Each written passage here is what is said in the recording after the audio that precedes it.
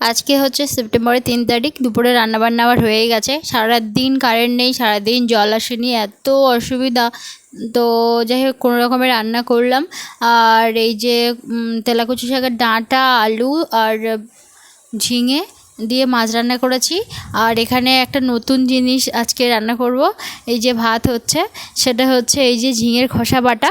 আমি একটু অন্যরকমভাবে বানাচ্ছি, আসলে যেসবগুলো দিয়ে বানাতে হয় আমার এই মুহূর্তে সেসবগুলো নেই আমার কাছে, সেই জন্য আমি একটু আমার মতন করেই বানাচ্ছি। কিন্তু মানে ঝিঙের খোসাগুলো এতটাই ভালো, একদম সবুজ, মানে ঝিঙেটা একদম কচি, ঠিক আছে। তো আমি ভাবলাম যে অনেকদিন থেকেই রাহির পাপা বলছিল যে কোথায় নাকি ও আর কি টিউশন পড়াতে যায়, তো ওখানকার কেউ একজন বলেছে নাকি খুব ভালো লাগে। আর এমনি রেসিপিগুলো দেখি সবাই বলে যে ভীষণ নাকি ভালো লাগে ওই ঝিঙের খোসা বাটা। তো ওই জন্যই ভাবলাম তাহলে আজকে রান্না করি। তো ঝিঙের খোসাটা আমি সেদ্ধ করিনি, আগে আগে এমনি কাঁচাই বেটে নিয়েছি। এর মধ্যে একটু কাঁচা লঙ্কা আর পেঁয়াজ আছে দিয়ে একসঙ্গে বেটেছি। আর সাথে আমি একটু আগে ওই রান্না করলাম না চিংড়ি মাছ, তো ওর থেকে আমি কিছু চিংড়ি মাছ ভাজা এর সঙ্গে আমি একসঙ্গে বেটে নিয়েছি। আর এবার গিয়ে ওই কালো জিরা ফোড়ন দিয়েই মানে একটু তেলের উপর দিতে হয়, কিন্তু যেহেতু বললাম না আমার কাছে অনেক কিছু নেই, ওই জন্য আমি আমার পেঁয়াজ কুচি দিয়েই রান্না করছি আমার মতন করে। তারপর এবার গিয়ে দেখি আর যেমনভাবে রান্না করে আমি ঠিক তেমনভাবে রান্না করব, কিন্তু এইভাবে রান্না করার পরও দেখছিলাম ভালো লেগেছিলো। আর কারেন্ট নেই, মোবাইলে টর্চ জ্বালিয়ে রান্না করছি। জানি না আজকে সারা দিনটা কারেন্টের এত সমস্যা হয়েছে, প্রচণ্ড গরম, মানে সবাই অস্থির হয়ে উঠছে।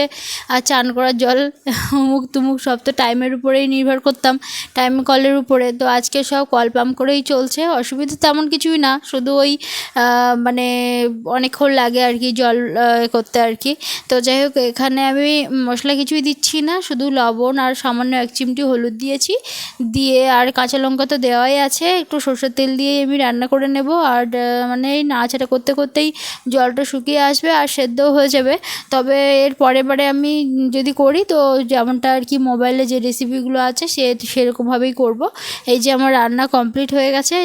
মেয়ের বাবা খেয়ে বলছিল এটা কি রান্না করেছো, এটা কি? তো আমি বললাম কি বলো তো, ও বুঝতেই পারছিল না। তারপরে গিয়ে বললাম যে সেই ঝিঙের খোসা বাটার রেসিপি, যেটা সবসময় বলো যে একদিন বানিয়ে খাইও, তো সেটাই আর কি বললো, খুব ভালো হয়েছে। তো যাই হোক আজকে দিনে আমি আর ভিডিও শ্যুট করতে পারিনি। আমার রিয়েল লাইফ নোট চ্যানেলে সকলকে জানাই অনেক অনেক আন্তরিক স্বাগতম। আশা করি সবাই অনেক ভালো আছেন, সুস্থ আছেন। আরও একটা নতুন দিনে নতুন একটা ভিডিও শুরু করলাম। আর এখন দেখুন বাইরে একদম ঝলমলে রৌদ্র, বেশ 1 সপ্তাহ হয়ে গেল এরকমটাই হচ্ছে। আর এই যে বাচ্চাগুলোকে ছুটি দিলাম, আর এই যে নাচতে নাচতে যাচ্ছে সব। আর একটা বাচ্চা বোধহয় মামা বাড়ি গেছে। ব্যাস, এদের এখন ভীষণ খুশি ছুটি দিলে। দরজা লাগিয়ে যাবি। রাহির পাপা অনেক সকালবেলাই একটা দরকারে এক জায়গায় গেছে, আস্তে আস্তে হয়তো সন্ধে হয়ে যাবে। তো বলছিলাম যে রান্না করে দেবো কিনা, বলছিল যে না রান্না করতে হবে না, সকালবেলা খাওয়া যায় না। ফুল নেবে সকাল থেকে। কালকে থেকে যত থালা বাসন ছিল সমস্ত সব মেজে এনেছি। সকালবেলার দিকে জলটা না একদম ঘোলা বেরোচ্ছিলো, তারপরে গিয়ে পরিষ্কার হয়েছে। মেয়ের জন্য করব ডালিয়া, আর আমার জন্য করব এই ভাতে ভাত দেবো, ডিম আলু, আর ওর মধ্যে একটা উচ্ছে দিয়েছি। রাহির বাবা যেহেতু বাড়ি নেই, যে কারণে আমি ভাতে ভাত দিয়েই মোটামুটি সকাল দুপুর চালিয়ে নেব। আর ভাবছি একটু কাজ গুছিয়ে ফেলবো আজকে, কেননা রাহির বাবা বাড়ি থাকলে তখন রান্না বান্না এদিক সেদিক করে অনেক মানে ঝামেলার মধ্যে থাকতে হয়। তো যার জন্য আজকে রান্নাবান্না ঝামেলা কমিয়ে দিয়ে এখন এইদিকে এসে একটু কাজকর্ম করব। আর ওই যে বেডশিটগুলো দেখছেন ওইগুলো কিন্তু অনেকটা জমেছে, ওগুলো সব কাচতে হবে। তো যেহেতু 2টো করে বেডশিট পাতা হয়, তার জন্য কিন্তু অনেকটা বেরিয়েছে আর কি। আর আমার মেয়েটা একটু ঝামেলা করছে, ওকে একটু ঘুরি টুরি আনলাম, আবার গিয়ে এই যে একটু কাঁদছে, একটু পড়ে গেছে, এইসব হচ্ছে আর কি। মানে বাচ্চারা যা করে আর কি, মানে একা তো থাকতে পারছে না, আর আমি এদিকে কাজকর্ম করছি, ও একটু আমার সঙ্গ চাইছে, তো একটু ঘুরতে চাইছে। তো যাই হোক ওকে খাইয়ে টাইয়ে দিয়েই কিন্তু আমি এই কাজকর্ম করছি। আর ও দেখলাম ডালিয়াটা খুব ভালো খাচ্ছে।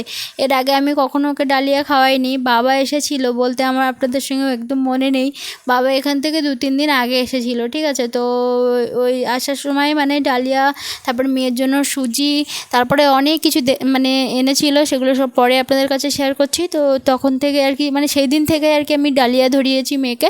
এত ভালো খাচ্ছে আমার মেয়ে যে কি বলবো। আর ডালিয়াটা খেলে বেশ অনেকক্ষণ মানে পেটে ভরাও থাকে। তো আজকে আমি মুসুর ডাল দিয়েছি একটু, সব রকমভাবে দিই, একটু আলু সেদ্ধ বা একটু মানে সবজি দিয়ে বা একটু মানে ডিম দিয়েও অনেক সময় করি, বা অনেক সময় হয়তো মানে মুসুর ডাল দিয়েও করি।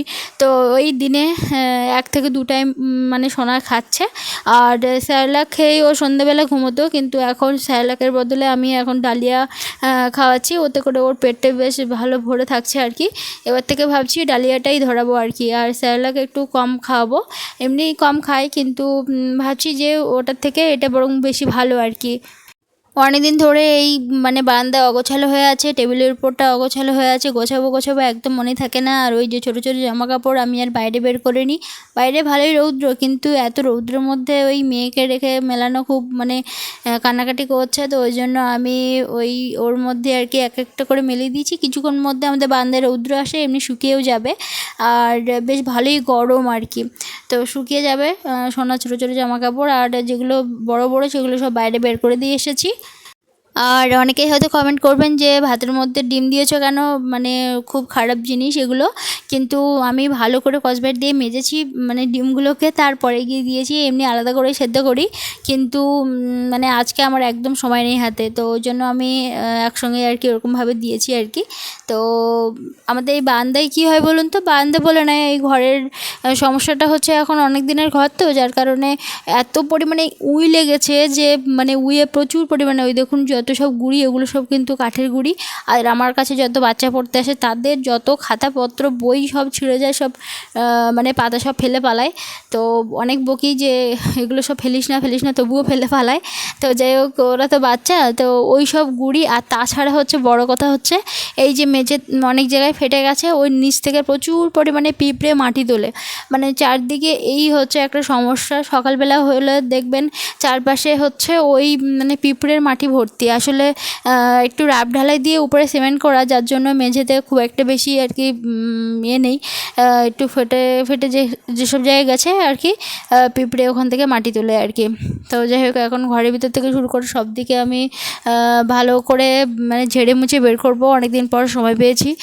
আর রাহির বাবা থাকলে এই সময়টা একটু ওই ঘের থেকে মাছ টাছ আনে, বা ওই রান্নাবান্না খাওয়া দাওয়ার দিকে মানে এদিক ওদিক গোছাতে, তো আমার মানে ভালো করে ডিপ ক্লিন করে বের করা হয় না। তারপরে তো মেয়ের ঝামেলা থাকেই। তো আজকে ভাবছি যে না, এইদিকে আগে গুছিয়ে নিই, আর 3টের সময় আবার বাচ্চারা চলে আসবে, তার আগে আমি কাজকর্ম সব সেরে ফেলবো আর কি। তো মেয়েকে সকালবেলা খাইয়েছিলাম, তারপরে গিয়ে আর খাওয়ানো হয়নি। ওই যে এখন 12টা 5 বাজতে যায়, এগুলো সব বের করে যেগুলো কাচবো এগুলো সব বের করে দিয়েছিলাম, এগুলো কাঁচা ছিল, আর বাকি সব রেখে দিয়েছি, কালকে গিয়ে কাচবো আবার। কাকে টাটা দিচ্ছিস? তুই কাকে টাটা দিচ্ছিস? চান করাবো আর খাবার রেডি হয়ে গেছে, খাওয়াবো, একটু ঘুম পাড়াবো, তারপরে গিয়ে ঘর মুছবো, জামা কাপড় কাচবো। এখন আপাতত জামা কাপড়গুলো সার্ফের জলে ডুবিয়ে দিয়ে আর সোনাকে চান করিয়ে আসি। সোনাকে চান করাচ্ছিলাম, তখন গিয়ে আমি অল্প কিছু কেচেছি, আর বাকিটা আবার সার্ফের জলে ডুবিয়ে দিয়েছি পুরো 1 বালতি। তো অল্প অল্প করে না কাচতে থাকলে আবার কখন কি কারেন্ট চলে যায়, জল চলে যায়, ওই কারণে আর কি ভয় হয়।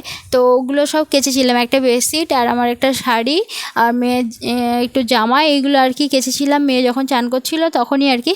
তো তারপরে গিয়ে এগুলো আর ধোয়া হয়নি, কেচে শুধুমাত্র রেখে এসেছিলাম। তারপরে মেয়েকে খাইয়ে চান করিয়ে দিয়ে আর ওকে ঘুম পাড়িয়ে দিলাম। বেশ অনেকটা সময় গেছে, তার মধ্যেখানে গামলাটা ভর্তি হয়ে এগুলো সব ধুয়ে নিলাম। আর সকালবেলা সোনা ঘুমোচ্ছিল, তখন কী হয়েছে না, একজন ওই চাল নিতে এসেছিলো আর কি, ঠাকুরের নামে চাল টাল তোলে না, সেই সময় এসে আর শাক বাজিয়েছে, সঙ্গে সঙ্গে উঠে পড়েছে একদম। তো ওই জন্য সকাল থেকে ঘুমোয়নি, এখন ঘুমিয়েছে মানে কিছুক্ষণ আর কি ঘুমোবে। তো এই সময়ের মধ্যে আমার যত কাজকর্ম, ঘর মোছা থেকে শুরু করে কাপড় কাচা, চান, সব কিছু করে ফেলতে হবে। আর মানে খাবো, খিদে পেয়েছে, কিন্তু মনে হচ্ছে না এটা সেরে ফেলি, ওই কাজটা সেরে ফেলি, এই করে করে আর খাওয়া হচ্ছে না। তো যাই হোক, এক্ষুনি ভাজ করে নিই, নাহলে আবার সেই চেয়ারের মধ্যে রেখে দিলে না, পরে ভাজ করবো করে করে আর করাই হয় না আর কি। তো মেয়েদের এমনি কাজের শেষ নেই, কিছু করার নেই, এটা মানে খুঁটিনাটি কাজ চলতেই থাকে আর কি। একটা বেডশিট বিছানার মধ্যে পাততে হবে। তো সোনা এখন ঘুমোচ্ছে যখন থাক, আর এখন এই যে ভাত নিয়ে বসে পড়লাম, উচ্ছে আলু একসঙ্গে মানে মেখে ফেলেছি। সাথে ওই ডিম সেদ্ধ। ডিমটা যেন কেমন একটা আর কি ছাড়াতে গিয়েই দেখলাম একদম ভেঙে গেছে, কিন্তু পচেনি, কিন্তু ভেঙে গেল। এই যে বাবা এসেছিল বললাম না, এই যে ডাল, তারপরে গিয়ে এই যে ডালিয়া, আমি এই ফার্স্ট টাইম মানে সোনার জন্য বানাচ্ছি। আর এই যে হচ্ছে মশলা এনেছে কিছু, এগুলো সব বাবা এনেছে। আর এর মধ্যে আছে সুজি, আর 3 প্যাকেট সুজি এনেছে, বলছিল সোনাকে সুজিও খাওয়াবি। আর এই যে ছাতু, মানে বাবা হাতের কাছে যা পায় আর কি নিয়ে আসে, আপনারা তো জানেন বাবারা এরকমই হয় আর কি। আর সাথে আরও কিন্তু মানে জিনিস এনেছে, সেগুলো হচ্ছে এই যে কিছু ফল এনেছে এই যে, আর সাথে হচ্ছে একটা ডিম এনেছে। বাবা মা দুজন থেকে আমরা সবসময় বলি তোমরা একটু ভালো কিছু খাও, তোমরা একটু ভালো কিছু খাও, তা না আমাদের জন্যই এনেছে আর কি। এই যে একটা ডিম, তো গরমের সময় তো জানি না ডিমগুলো কতদিন কি থাকবে। আর এই যে বাইরে কিন্তু ভালোই মেঘলা করেছে, এখন ওই জামা কাপড় এক বালতি ভিজেছি সেটাই নিয়ে চিন্তা হচ্ছে আর কি। আর একটা জিনিস এনেছে এই যে বাটি, বাটি নয় এগুলো হচ্ছে হাঁড়ি বললেই চলে, একটা ছোট্ট মতন হাঁড়ি। এই যে এর মধ্যে সোনার খাবার রেখে এই যে ঢেকে রাখতে বলেছে। আর একটা এই একটা মানে দুটো আর কি, এই দুটো মানে মেজো বোন পাঠিয়েছে, বাবাদের জন্য 3টে আর আমার জন্য হচ্ছে 2টো, বলছিল সোনার খাবার বানিয়ে দিবি। খাওয়া দাওয়ার পর ভিডিওটা এডিট করলাম, তারপরে গিয়ে ভাবলাম যে আজকে ভিডিওটা এখানে শেষ করব, তো ওই জন্য একটু কথা বলতে এলাম। এরপরে প্রচুর কাজকর্ম বাকি, সোনা এখন কতক্ষণ ঘুমোচ্ছে সেটাই এখন দেখার। তো যেহেতু কাজকর্মর মধ্যে ছিলাম, তো যার জন্য টিপগুলো উঠে পালিয়ে গেছে আর কি। অনেকে হয়তো কমেন্ট করবেন যে সিঁদুর কেন পরনি, টিপ কেন পরনি। আমার মানে সিঁদুর পরলে না ওই মানে প্রতিদিনই পরতে হয় আর কি, একটুও থাকে না, ওই একটুখানি করে এই যে আছে আর কি। আর বাকি সব উঠে পালিয়ে যায়, ওই ঘাম হয় তো যার জন্য মানে এখানে সিঁদুরগুলো উঠে পালিয়ে যায়। আর টিপ তো থাকেই না, আমার মেয়ে তুলে নেয়, আর না হলে হচ্ছে মানে কাজকর্ম করতে ওই মানে উঠে যায় আর কি।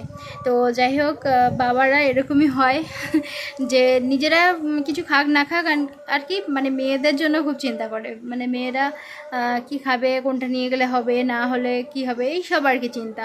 বাবা সেদিন এসেছিলো, 5 মিনিটও বসেনি, সঙ্গে সঙ্গে চলে গেছে। যেটা করে আমি রান্নাবান্না মানে বসিয়েছিলাম, তো মানে তবুও মানে খাইনি, সঙ্গে সঙ্গে চলে গেছে, মানে এসে 5 মিনিট তার বসার সময় নেই। ওই নিয়ে বাবার সঙ্গে আমার একটু রাগারাগি হয়েছে যে তুমি আসো কিন্তু 5 মিনিট বসো না, এসে আবার বলে তোর মেয়ে আমার কাছে আসে না। তো আমার মেয়ে এমনি বাবার কাছে যায় না, মার কাছে যায় না, এটা সঠিক, কিন্তু ওদের সঙ্গে তো বেশি সময় মানে থাকে না, যার জন্য ওদেরকে খুব কম চেনে। তো এসে তো 1-2 ঘন্টা থাকলে তো হয়, বা একটু 1-2 বেলা থাকলো, একটু খাওয়া দাওয়া করলো, তারপরে গিয়ে তো আমার মেয়ে চিনবে।